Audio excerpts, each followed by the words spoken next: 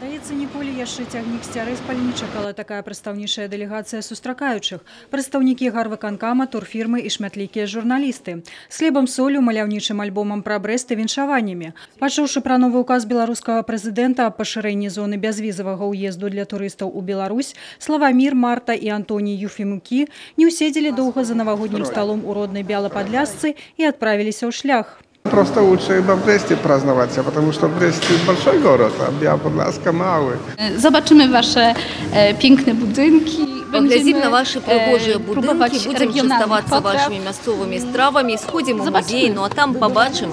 По интернету просто, что это будет с 1 числа, и про интернет он провели. И думаю, что лучше поехать. Я 10 лет тому назад был.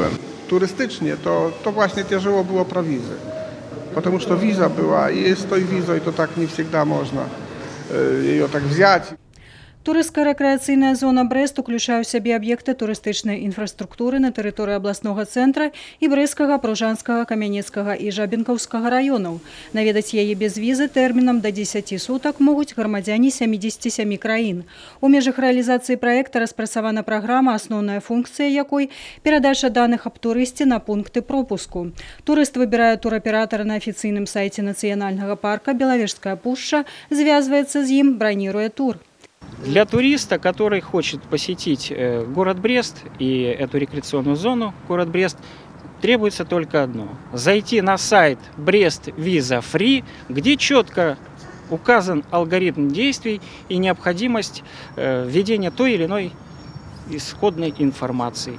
Брэст натхняе вопыт Гродна, дзе 9 месяцаў бязвізавага рэжыму замест чаканых 18 тысяч замежных турыстаў прынялі аж 58.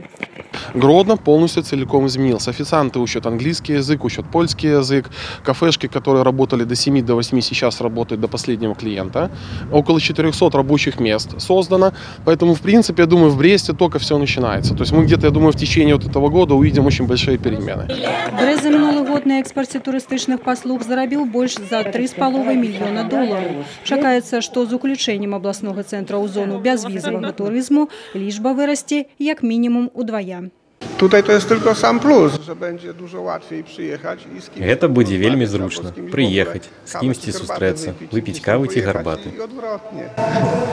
A minusów nie, ja nie widzę minusów. A jeszcze przyjedziemy na pewno.